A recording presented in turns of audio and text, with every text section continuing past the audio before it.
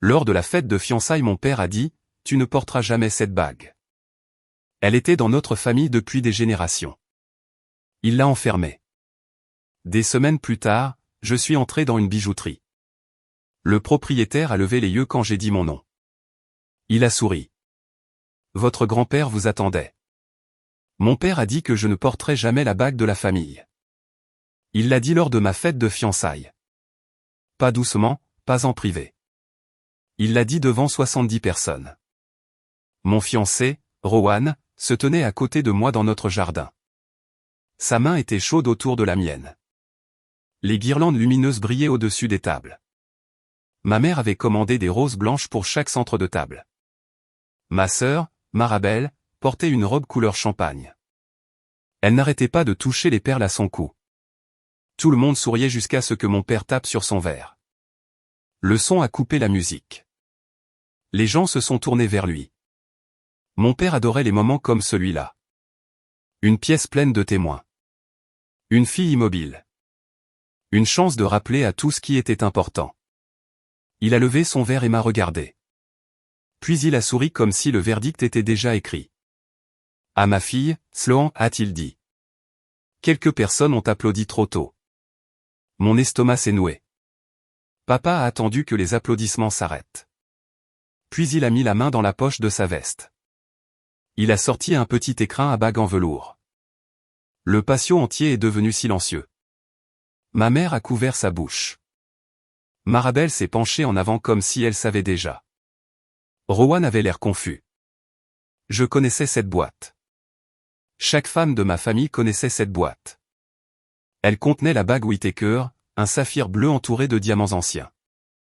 Ma grand-mère l'avait portée pendant 41 ans. Sa mère l'avait portée avant elle. Il y avait des photographies de cette bague partout sur les cheminées, dans les albums, dans des cadres en argent le long de notre couloir à l'étage. Quand j'avais 8 ans, grand-père Elias m'a laissé la tenir. Il l'a placée dans ma paume avec ses 2 mains. Cette bague choisit le courage, m'a-t-il dit.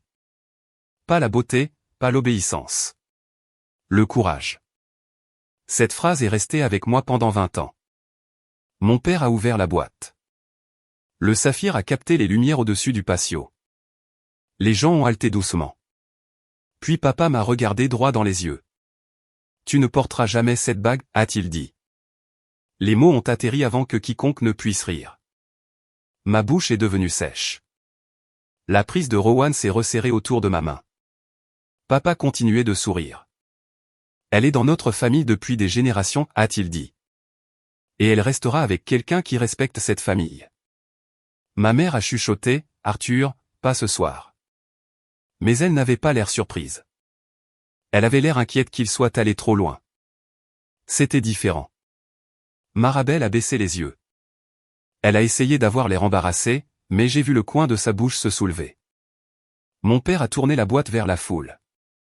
J'ai décidé que la bague ira à Marabelle. Le patio s'est figé.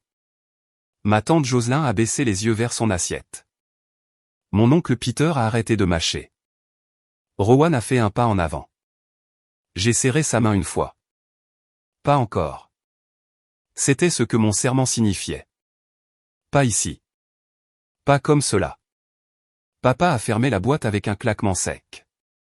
Puis il l'a glissée de nouveau dans sa poche. Toute la fête me regardait respirer. Ma mère s'est approchée. Sloan, ne fais pas de scène, a-t-elle chuchoté. J'ai failli rire.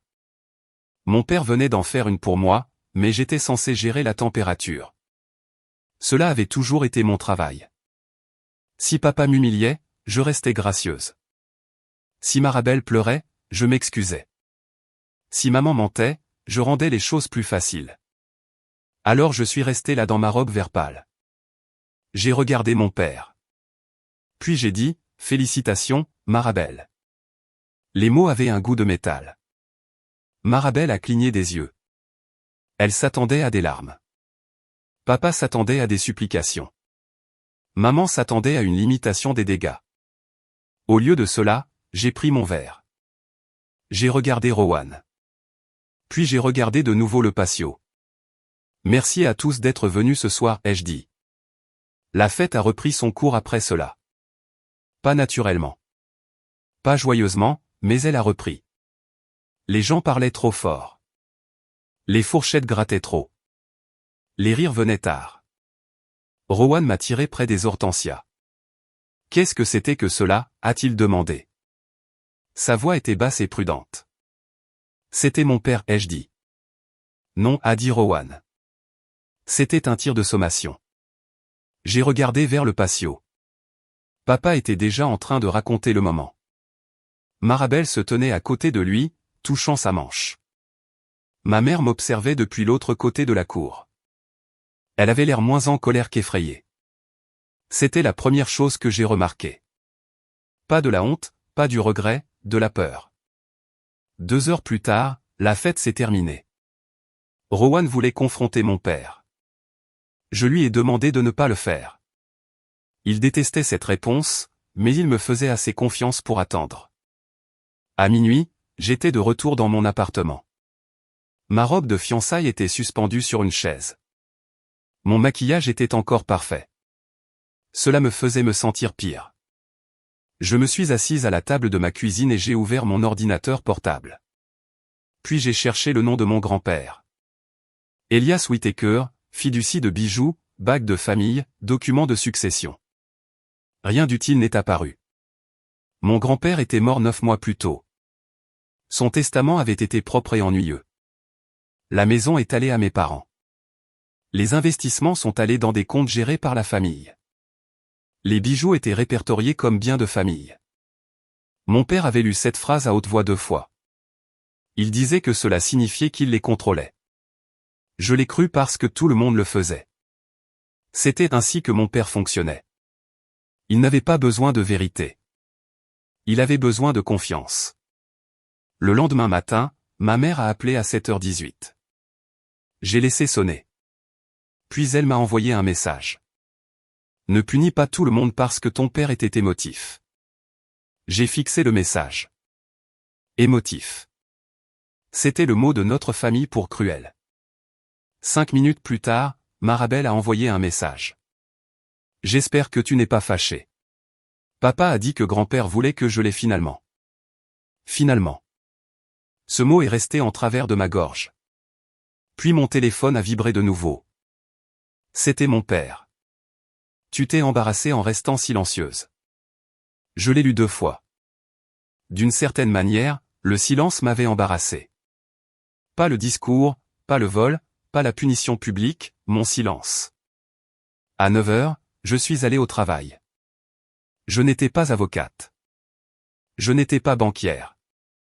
Je restaurais des textiles historiques pour une entreprise de conservation privée. De la vieille dentelle, des robes de cérémonie, des courtes pointes familiales, des vêtements de musée qui portaient les secrets d'autres personnes. Mon travail était la patience. Mon travail était la preuve. Je savais comment lire les coutures. Je savais comment lire les réparations. Je savais comment voir ce que les gens couvraient. Ce matin-là, je me suis assise sous des lampes d'inspection blanches. J'ai réparé un voile de mariée de 1896. Mes mains n'ont pas tremblé avant le déjeuner. Puis j'ai vérifié ma messagerie vocale. Il y avait un message d'un numéro inconnu. La voix était plus âgée, formelle, un peu prudente. Mademoiselle Whittaker, ici Malcolm Voss. Je suis le propriétaire de la bijouterie Voss et Filles en centre-ville. Je crois que votre grand-père m'a demandé de vous contacter. J'ai arrêté de respirer. Le message vocal a continué. S'il vous plaît, passez avant vendredi si possible. Il y a une question de stockage avec une date limite. Le message s'est terminé. Je l'ai écouté de nouveau. Avant vendredi. C'était mardi. Cela me donnait 3 jours. Une vraie horloge venait de démarrer.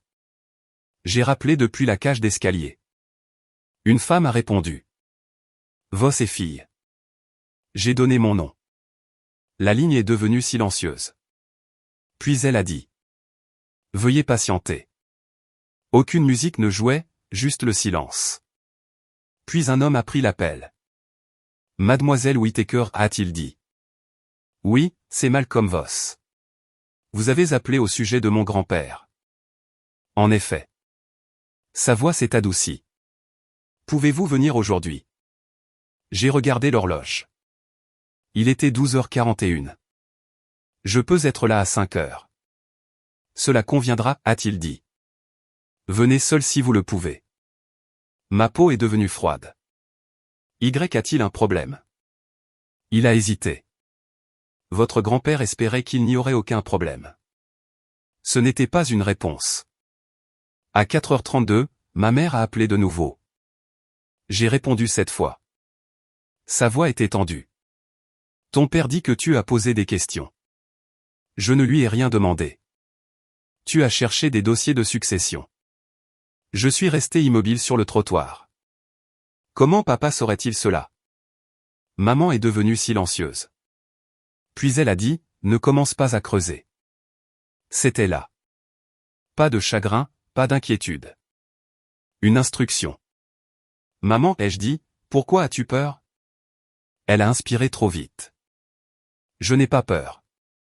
Alors pourquoi as-tu appelé? Elle a baissé la voix.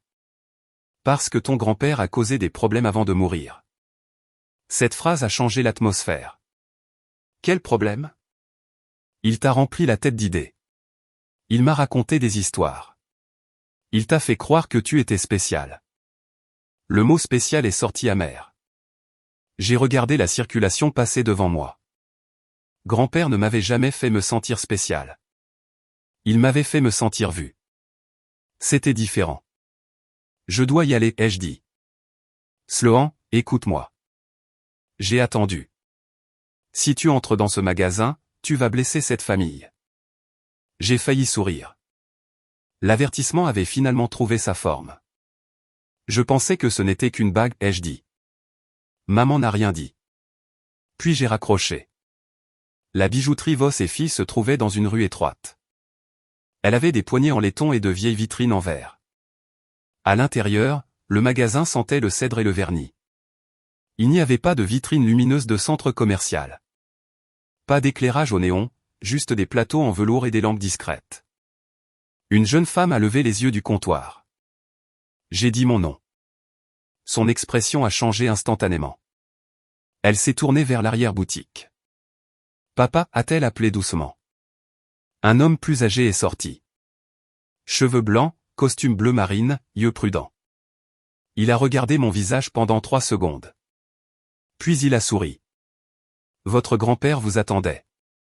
J'ai senti les mots frapper mes genoux. Pas espérait. Pas voulait. Attendait. Malcolm a ouvert un petit portillon à côté du comptoir. S'il vous plaît, venez par ici. Je l'ai suivi dans un bureau privé. Les murs étaient couverts de croquis encadrés, de bagues, de pendentifs, d'anciennes montures dessinées à la main. Il a montré une chaise du doigt. Puis il a placé une enveloppe scellée sur le bureau. Mon nom était écrit sur le devant. Pas tapé.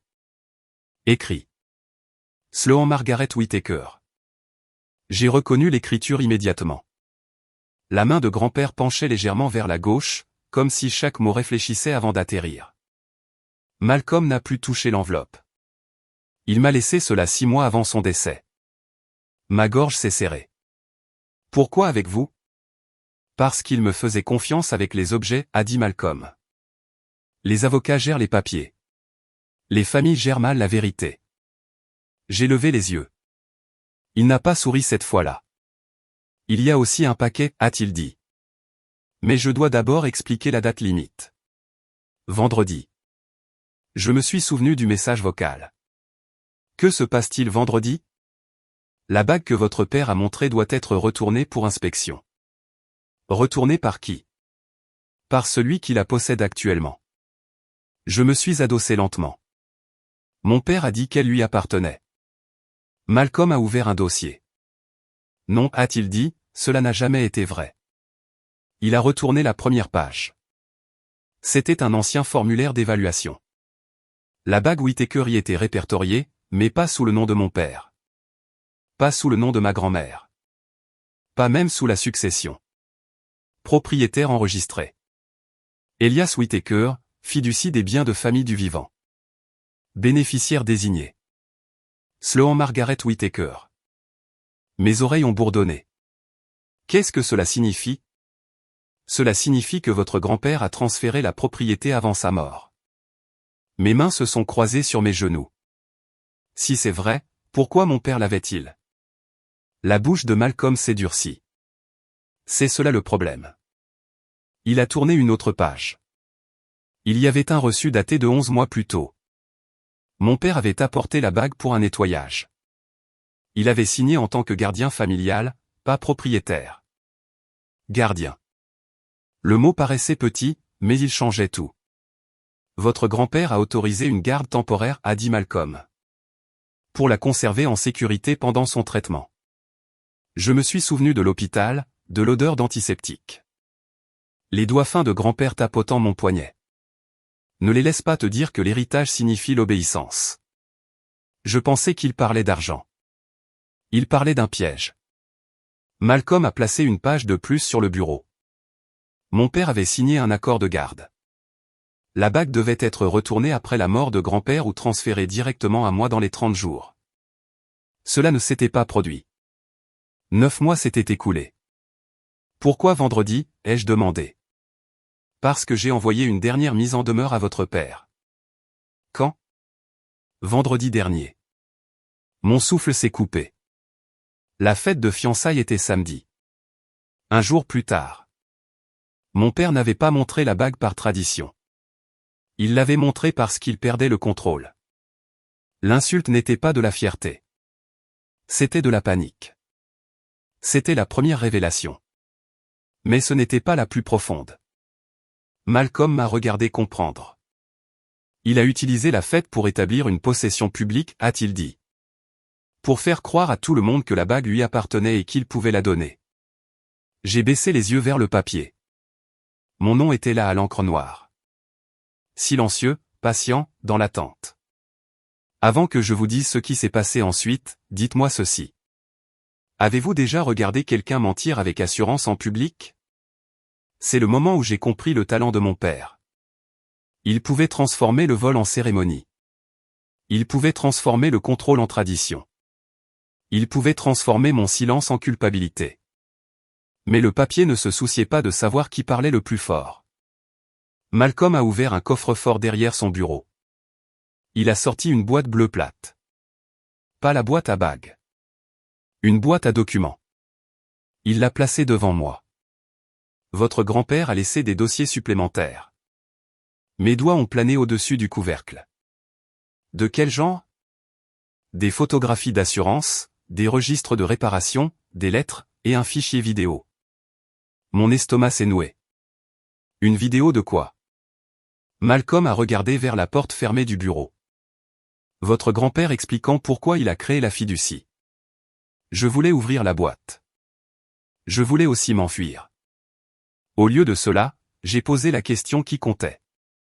Mon père est-il au courant pour la vidéo? Malcolm a hoché la tête une fois. Je crois qu'il s'en doute.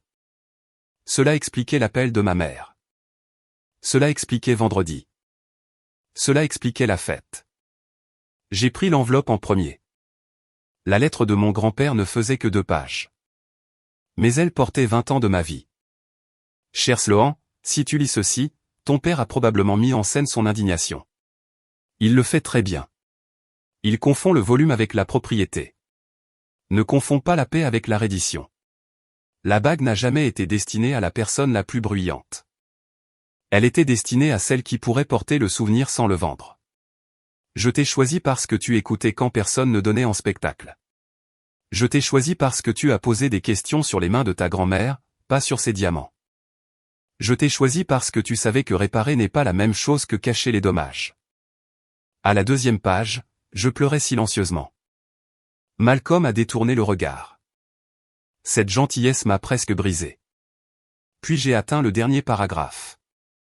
Arthur pourrait essayer de te forcer à donner une signature.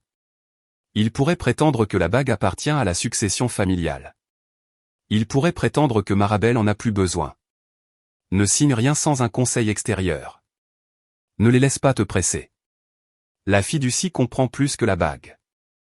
J'ai lu cette ligne de nouveau. La fiducie comprend plus que la bague. Mes mains sont devenues froides. Plus que la bague, ai-je demandé. Malcolm a hoché la tête. Votre grand-père a joint un compte d'entretien. Pourquoi? Pour l'assurance, le stockage, et l'application juridique. Combien? Il a vérifié le dossier. 280 000 $. La pièce a basculé. Je pensais que la dispute concernait une bague. Elle concernait un fonds que mon père avait caché. C'était la détonation au milieu de l'histoire. La bague était le symbole. Le compte était le motif. Mon père n'avait pas enfermé mon héritage. Il avait utilisé le compte d'entretien. Malcolm m'a montré les avis de retrait, les frais de stockage, les primes d'assurance, les consultations juridiques. Chaque paiement avait été autorisé par mon père. Chaque note indiquait la protection des biens de famille, mais plusieurs paiements sont allés ailleurs. L'organisateur de mariage de Marabel, le renouvellement du club de loisirs de mes parents, le remboursement d'un prêt privé. Les montants n'étaient pas énormes seuls. Ensemble, ils formaient une carte. Mon père s'était nourri d'une fiducie destinée à protéger ma propriété. Et vendredi était la date limite avant l'examen du fiduciaire. Si je restais silencieuse jusque-là, il pourrait mettre tout sur le compte de la confusion. Si j'apparaissais avant, la confusion mourrait. Malcolm a fait glisser une carte de visite sur le bureau. Cette avocate représente la fiducie, pas votre famille. La fiducie. Son nom était Myriam Klein. Je l'ai appelée depuis le parking. Elle a répondu à la deuxième sonnerie. Je me demandais quand vous appelleriez, a-t-elle dit. Cette phrase m'a presque fait rire. Apparemment, tout le monde savait sauf moi. Le bureau de Myriam était à 6 pâtés de maison. À 6h18, j'étais assise en face d'elle. Elle portait des lunettes grises et aucun bijou. Je l'ai aimée immédiatement. Elle avait déjà examiné la vie de Malcolm. Elle avait aussi reçu autre chose. Une copie d'un accord que mon père avait rédigé. Il y avait mon nom dessus. Ma ligne de signature attendait en bas. Qu'est-ce que c'est, ai-je demandé. Une renonciation aux intérêts des biens de famille. La pièce est devenue silencieuse. Il veut que je renonce à la bague. Et à tous les intérêts de compte liés? Myriam a dit, oui. Ma poitrine s'est serrée.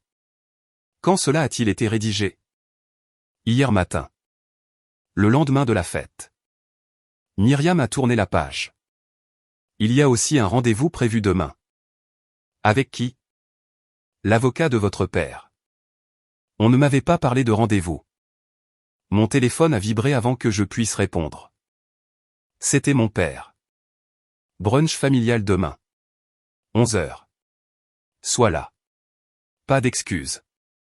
Puis un autre message est arrivé. Amen Rowan. Marabel veut dissiper les malentendus. Myriam a lu sur mon visage. Mauvais moment, a-t-elle demandé. Moment parfait, ai-je dit. Le brunch n'était pas un brunch. C'était un piège à signature. Il voulait que Rowan soit là pour faire pression. Il voulait que Marabel soit là en tant que victime. Il voulait que ma mère soit là pour la douceur. Il voulait que je sois encerclé avant vendredi. Myriam s'est penchée en arrière. Voulez-vous l'éviter? J'ai pensé à la fête. À la boîte à bagues. À la façon dont tout le monde m'a regardé rester silencieuse.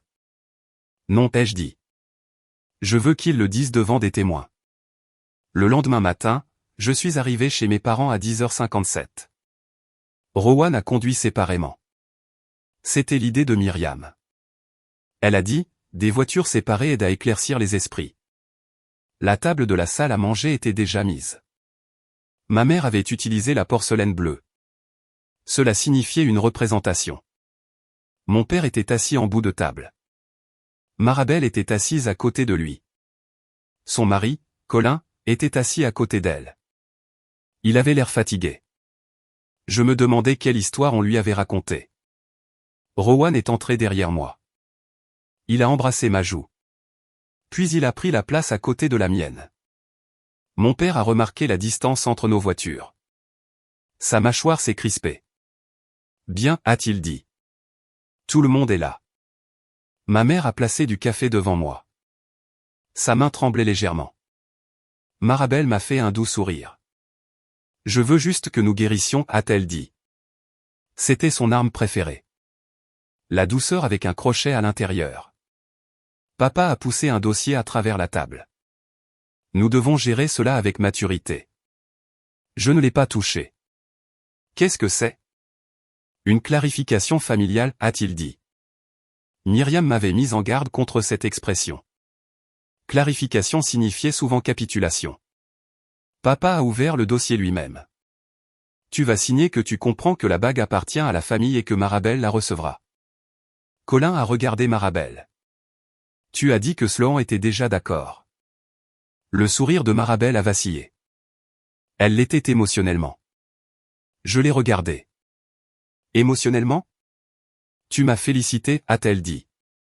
Tu es resté là et tu l'as dit. La voix de Rowan est devenue froide. Elle a été humiliée en public. Papa a claqué sa paume une fois. Assez. La porcelaine a sursauté. Ma mère a chuchoté, Arthur. Mais encore une fois, elle ne l'a pas arrêté. Papa m'a montré du doigt. Tu as toujours ressenti du ressentiment envers ta sœur. C'était là, l'hymne familial. Si je m'y opposais, j'étais jalouse. Si je remarquais, j'étais amère. Si j'avais des preuves, j'étais cruelle. J'ai ouvert mon sac. Mon père a ri. Quoi maintenant? J'ai placé la lettre de grand-père sur la table. La pièce a changé. Ma mère a arrêté de respirer. Marabelle a fixé l'écriture. Papa l'a regardé et a pâli. Pas beaucoup. Juste assez. Colin l'a remarqué. Rowan l'a remarqué. Je l'ai le plus remarqué. Où as-tu trouvé cela? A demandé papa. Vos et filles. Ma mère a fermé les yeux. Marabelle s'est tournée vers papa. Tu as dit que tout était réglé. Il l'a ignoré. Sloan, c'est privé. Tu l'as rendu public samedi. Personne ne bougeait. J'ai ouvert le dossier que Myriam m'avait donné. J'ai placé l'accord de garde à côté de la lettre. La signature de papa se trouvait en bas. Gardien familial, pas propriétaire. Colin s'est penché en avant. Que signifie gardien? Cela signifie détenteur temporaire, a dit Rowan. Papa a craqué. Reste en dehors de cela. Rowan n'a pas scié. Je vais l'épouser. Cela ne fait pas de toi un membre de la famille. J'ai regardé mon père. Le sang non plus, apparemment. Ma mère a tressailli. Les yeux de Marabelle se sont remplis de larmes instantanées. Tu fais cela au brunch, a-t-elle chuchoté. J'ai presque admiré le timing. Elle pouvait pleurer sur commande. Mais Colin n'a pas cherché à prendre sa main. C'était la première conséquence en direct. Il continuait de regarder l'accord de garde. Marabelle, a-t-il dit doucement. Savais-tu qu'il n'était pas le propriétaire? Elle a essuyé une larme. Je savais que grand-père voulait que je me sente incluse. Ce n'était pas une réponse. Colin l'a remarqué aussi. Papa s'est levé. Cette conversation est terminée. Mon téléphone a sonné. Tout le monde l'a regardé. Myriam Klein. J'ai répondu et je l'ai mis sur haut-parleur. Mademoiselle Klein, ai-je dit, je suis ici avec ma famille maintenant. Bien, a dit Myriam. L'avocat de Monsieur Whittaker vient d'envoyer un courriel à mon bureau. Le visage de papa a complètement changé. Qu'a-t-il envoyé? Une déclaration signée affirmant que vous avez refusé le transfert des biens de famille. J'ai regardé mon père. Il a déposé cela aujourd'hui? Il y a 20 minutes, a dit Myriam. La salle à manger est devenue silencieuse.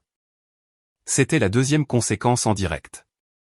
Mon père avait attaqué pendant que nous étions assis ensemble. Myriam a continué. Il a également joint une copie d'une renonciation. Elle semble contenir votre signature électronique. Ma mère s'est assise lourdement. Rowan s'est levé. Je n'ai jamais rien signé, ai-je dit. Je sais, a répondu Myriam. Parce que les métadonnées montrent une création à partir de l'ordinateur du bureau de votre père. Marabelle a chuchoté. Papa. Colin s'est reculé de la table. Arthur, qu'avez-vous fait? Papa a montré mon téléphone du doigt. Éteins cela. Myriam l'a entendu. Monsieur Whittaker, cet appel est documenté. Il s'est figé. Mon père adorait les témoins jusqu'à ce qu'ils soient témoins contre lui. J'ai regardé le dossier devant lui. Est-ce la même renonciation? Il n'a pas répondu. Rowan a tendu la main pour le prendre. Papa a repoussé sa main d'une claque. Colin s'est levé complètement maintenant. Laissez-le voir. Papa s'est retourné contre lui. Vous ne parlez pas dans ma maison. La voix de Colin est restée calme. Je le fais quand on remet à ma femme des biens volés. Marabelle a halté. Je n'ai rien volé. Non, ai-je dit, tu as juste attendu avec les deux mains ouvertes. Celle-là l'a blessé. J'ai vu le coup porteur. Ma mère a finalement parlé. Sloan, s'il te plaît, arrête. Sa voix s'est brisée. Tu nous détruis. Je l'ai regardé. Non, ai-je dit. Je l'interromps. Myriam a parlé de nouveau. Il y a un autre problème. Papa a fermé les yeux. Il savait, pas moi. Cela m'a effrayé. Quel problème, ai-je demandé. Le compte d'entretien. Maman a couvert sa bouche. Marabelle avait l'air sincèrement confuse. C'était la première expression honnête qu'elle montrait. Myriam a continué. Plusieurs retraits nécessitent une explication. Papa a chuchoté. Cet argent était pour des besoins familiaux. La voix de Myriam s'est durcie. C'était l'argent d'une fiducie restreinte. Colin a regardé Marabelle de nouveau. Ton organisateur de mariage. Elle a secoué la tête. Quoi? J'ai ouvert la feuille de transaction imprimée. Ligne par ligne. Renouvellement du club de loisirs, acompte pour l'organisateur, remboursement de prêt, prime d'assurance qui n'a jamais atteint l'assureur. Puis un paiement que je ne reconnaissais pas.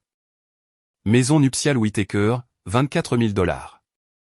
Marabelle s'est levée si vite que sa chaise a heurté le mur. Tu as utilisé ce compte pour ma robe? Papa a crié. J'ai utilisé l'argent de la famille pour les besoins de la famille. C'était là, la partie silencieuse. Pas même cachée, juste laide. Mon grand-père avait laissé une protection. Mon père l'avait transformé en portefeuille. Ma mère a commencé à pleurer. Mais ces larmes n'étaient pas pour moi. Elles étaient pour la révélation. Papa m'a regardé avec un visage que je connaissais depuis l'enfance. Le visage qui disait que j'étais allé trop loin. Le visage qui disait que l'amour pouvait être révoqué. Tu penses qu'une bague te rend importante, a-t-il demandé. Non, ai-je dit. Je pense que le vol te rend nerveux. Rowan a détourné la tête. Pas parce que c'était drôle. Parce que c'était définitif. Papa s'est assis lentement. Pour la première fois de la matinée, il avait l'air vieux. Marabelle s'est enfoncée dans sa chaise. Colin ne s'est pas assis à côté d'elle. Il s'est tenu près de la fenêtre. Cette distance en disait plus que des cris ne le pourraient. Myriam a demandé si je voulais qu'elle procède. J'ai regardé autour de la salle à manger.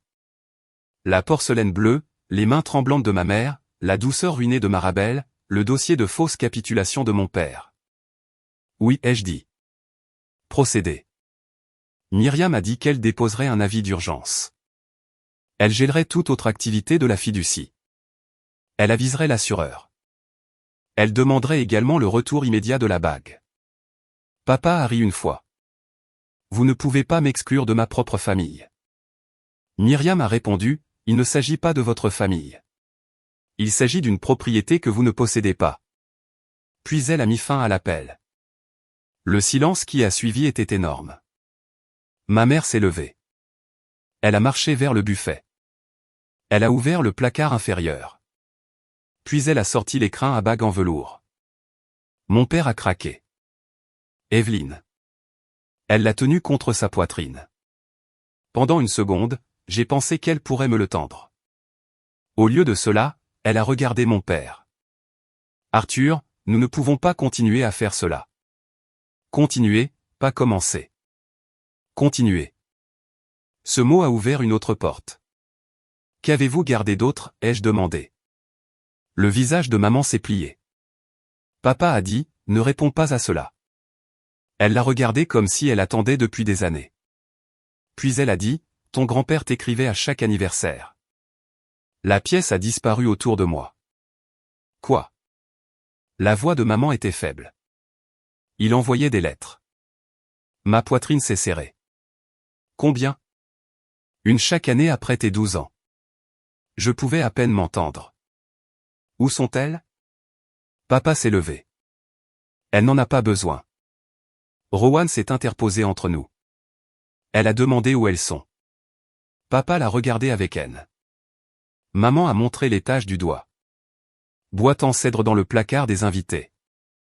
J'ai quitté la salle à manger sans permission. Personne ne m'a arrêté. Peut-être parce que toute la maison écoutait maintenant. Le placard des invités sentait la poussière et les manteaux d'hiver. La boîte en cèdre se trouvait derrière de vieux draps. Mon nom était gravé sur le couvercle. Pas imprimé. Gravé. Sloan. À l'intérieur se trouvaient des enveloppes, 13 d'entre elles. Toutes non ouvertes. Mes genoux ont failli lâcher. Rowan m'a rejointe sur le pas de la porte. Il ne m'a pas touché en premier. Il savait ce qu'il faisait. Il a attendu. J'ai pris la première lettre. La date était d'il y a 6 ans. L'année où j'ai obtenu mon diplôme universitaire. L'année où mon père a dit que grand-père avait oublié d'appeler. Mon grand-père n'avait pas oublié. Mes parents l'avaient intercepté. C'était la lame privée. La bague faisait mal. La fiducie faisait mal. L'argent faisait mal. Mais ces lettres ont changé mon enfance à l'envers. Chaque anniversaire solitaire avait un témoin. Chaque année silencieuse avait été fabriquée. J'ai porté la boîte en bas. Mon père refusait de la regarder. Marabelle pleurait pour de bon maintenant. Colin se tenait près de la porte d'entrée. Ma mère a chuchoté, je lui ai dit que c'était mal. Mais tu les as quand même cachés, ai-je dit. Elle a hoché la tête. Pas de défense, pas d'explication. Juste un petit et terrible hochement de tête. Pourquoi, ai-je demandé. Papa a répondu avant qu'elle ne puisse le faire. Parce qu'il te remplissait de fierté. Sa voix était plate maintenant. Pas de représentation, pas de voix pour le public, juste la vraie. Il t'a rendu impossible à gérer. C'était là. La vraie raison. Pas la tradition, pas le respect, pas les valeurs familiales. Gérer. Je n'avais pas été mal aimé. J'avais été mal géré. Cette distinction m'a brûlé de l'intérieur. Ma mère a pleuré plus fort. Papa avait l'air presque soulagé, comme si le dire à haute voix lui épargnait des efforts. Tu étais plus facile quand tu voulais de l'approbation, a-t-il dit. J'ai serré la boîte en cèdre plus fort. J'étais une enfant. Tu étais têtu. J'étais une enfant. La deuxième fois, ma voix s'est brisée. Pas fort. Juste assez. La main de Rowan a trouvé mon dos. Cette fois, je l'ai laissé rester. Marabelle a regardé papa comme si elle le voyait clairement. Peut-être pour la première fois, ou peut-être seulement parce que ses choix la blessaient maintenant. Cette différence comptait. Colin a ouvert la porte d'entrée. Marabelle s'est tournée vers lui. Où vas-tu? Il a regardé l'écrin à bague dans les mains de sa mère. J'ai besoin d'air. Colin, tu m'as laissé planifier un mariage avec de l'argent volé. Je ne savais pas. Tu n'as pas demandé. Il est sorti. La porte s'est fermée doucement. Cette douceur était pire qu'un claquement. Marabelle a couvert son visage. Papa m'a montré du doigt. Es-tu heureuse maintenant?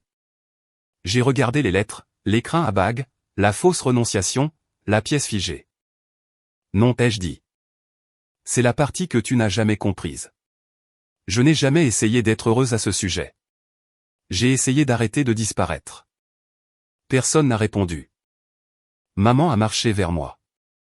Elle a tendu l'écrin à bague. Ses doigts tremblaient. Je ne l'ai pas pris de sa main. Pas immédiatement. J'ai regardé mon père. Dis-le. Ses yeux se sont plissés. Dire quoi? Dis qu'elle m'appartient. Toute la pièce a attendu. La mâchoire de papa a travaillé. Il a regardé Rowan, Marabelle, ma mère, les documents sur la table, le téléphone encore ouvert sur le numéro de Myriam. Puis il m'a regardé. Elle t'appartient. Les mots étaient silencieux, mais ils étaient suffisants. J'ai pris la boîte. Elle semblait plus légère que ce que j'attendais. Cela m'a surprise. Les objets sont étranges de cette façon. Ils portent moins de poids une fois que le mensonge tombe. Je l'ai ouverte. Le saphir avait exactement la même apparence que samedi soir, mais maintenant il ne ressemblait pas à un prix. Il ressemblait à une preuve. J'ai fermé la boîte de nouveau. Je ne la porte pas aujourd'hui, ai-je dit. Marabelle a levé les yeux. Ma mère a cligné des yeux. Papa a froncé les sourcils. Alors à quoi tout cela a-t-il servi? J'ai regardé la boîte en cèdre contenant les lettres. Pour la vérité. Vendredi est quand même arrivé. Mais d'ici là, mon père n'avait plus de marge de manœuvre. Myriam a déposé l'avis d'urgence. L'assureur a confirmé les paiements manqués. Le fiduciaire a gelé le compte d'entretien. L'avocat de mon père s'est retiré du dossier de renonciation. Il a écrit une phrase que Myriam m'a transférée. Nous ne pouvons pas vérifier les déclarations du client. Cette phrase a fait rire Rowan pendant 10 secondes. Puis il s'est excusé. Je lui ai dit de ne pas le faire. Certaines phrases méritent des rires. Vos et filles ont reçu la bague par coursier. Pas de mon père, de ma mère. Elle l'a envoyée enveloppée dans un tissu blanc. Pas de mots, pas d'excuses, juste la capitulation. Malcolm l'a inspecté lui-même. Un petit diamant s'était desserré. L'anneau avait besoin de renforcement. Le saphir était intact. Il m'a appelé à 4h12 le vendredi. Elle a survécu, a-t-il dit. Je savais qu'il parlait de la bague.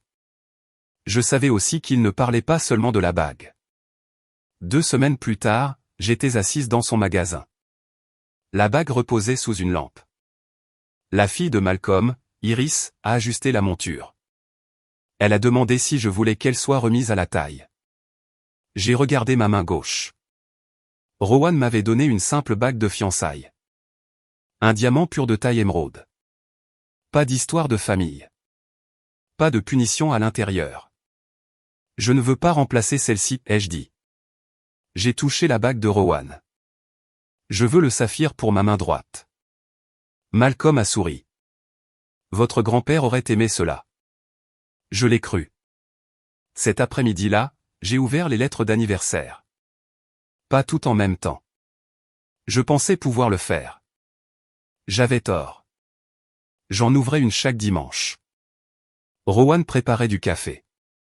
Puis il s'asseyait à proximité sans m'étouffer. Les lettres n'étaient pas dramatiques. D'une certaine manière, cela les rendait plus douloureuses. Grand-père posait des questions sur l'école, sur mon travail de restauration, si je dessinais toujours des oiseaux, si je me souvenais de sa recette de soupe à la tomate. Dans une lettre, il a écrit ceci. Ton père pense que l'héritage est le contrôle. Il a tort.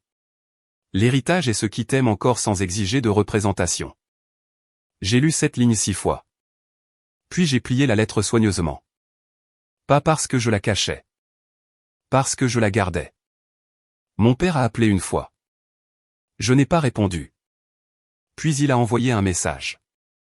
Tu as rendu cela impossible à réparer. Je l'ai fixé pendant un long moment. Puis j'ai tapé en réponse. Non. J'ai arrêté de réparer ce que tu continuais de briser. Ce fut le dernier message que je lui ai envoyé. Ma mère a demandé à me rencontrer 3 semaines plus tard. J'ai choisi un jardin public. Pas de maison familiale, pas de table de salle à manger, pas de porcelaine bleue. Elle est arrivée avec des lunettes de soleil et un manteau beige. Elle avait l'air plus petite en dehors de sa propre représentation. Pendant 20 minutes, elle a tourné autour des excuses. Ton père était difficile. Ton grand-père était têtu. Marabelle était fragile. La famille était compliquée. Je l'ai laissé terminer. Puis j'ai dit, où étais-je dans tout cela? Elle a enlevé ses lunettes de soleil. Ses yeux étaient rouges. Tu étais forte. J'ai secoué la tête. Non. Ce mot l'a surprise. Tu as utilisé ce mot pour m'abandonner. Elle a baissé les yeux. Je ne sais pas comment arranger cela. Je ne suis pas venu pour une réparation. Alors pourquoi es-tu venu? J'ai regardé la fontaine derrière elle. L'eau bougeait sur la pierre. Constante, imperturbable. Je suis venu pour que tu puisses m'entendre le dire une fois. Elle a attendu. Je ne serai pas la fille qui absorbe les dommages. Ma mère a pleuré alors silencieusement. Pour de vrai, peut-être. Mais de vraies larmes n'annulent pas de vieux choix. Je me suis levé. Elle a tendu la main vers mon poignet. J'ai reculé avant qu'elle ne me touche. Cette limite ressemblait à de l'oxygène. Mon mariage a eu lieu 6 mois plus tard. Pas dans le jardin de mes parents. Pas au club de loisirs. Pas sous leur liste d'invités. Nous nous sommes mariés dans une serre en verre. Il y avait des fougères derrière nous. La lumière du matin partout. Tante Jocelyn est venue. Colin aussi. Marabelle et lui s'étaient séparés d'ici là. Il n'a pas parlé d'elle. Il m'a seulement serré dans ses bras et a dit « Je suis désolé de l'avoir manqué ». Je savais ce qu'il voulait dire. Pas le mariage. La vérité. Malcolm a assisté avec Iris. Myriam est venue dans un tailleur bleu foncé. Elle n'a apporté aucun cadeau, juste une carte. Sur le devant, elle a écrit une phrase. Le papier se souvient de ce que les familles nient. Je l'ai gardé. Avant la cérémonie, Rowan m'a trouvé près des orchidées. « Tu es prête ?» a-t-il demandé. J'ai levé ma main droite. La bague Whittaker s'y trouvait. Le saphir captait le matin. Pas sur la main qui promettait le mariage. Sur la main qui me promettait à moi-même. Je suis prête, ai-je dit. Quand les portes se sont ouvertes, personne n'a halté. Personne n'a pâli. Personne n'a essayé de s'approprier la pièce. La musique a commencé. J'ai marché en avant. Pas parce que quelqu'un m'a donné la permission. Pas parce qu'une bague de famille me rendait digne. Pas parce que mon père a finalement dit la vérité. J'ai marché parce que j'avais arrêté d'attendre devant des portes verrouillées. La bague avait été enfermée pendant des générations. Les femmes de ma famille aussi. Certaines ont souri. Certaines ont obéi. Certaines ont survécu en restant utiles. Mon grand-père a vu ce schéma. Il ne l'a pas entièrement brisé. Mais il m'a laissé le premier outil. Une lettre, une fiducie, une date limite, un témoin, une vérité avec mon nom dessus. Mon père pensait qu'il me cachait la bague. Il n'a jamais compris que la bague n'était pas l'héritage. L'héritage était la preuve. L'héritage était le souvenir. L'héritage était le moment où j'ai appris ceci. Une boîte verrouillée n'est pas toujours une fin. Parfois, c'est le dernier mensonge d'une famille. Qui attend la bonne fille pour l'ouvrir?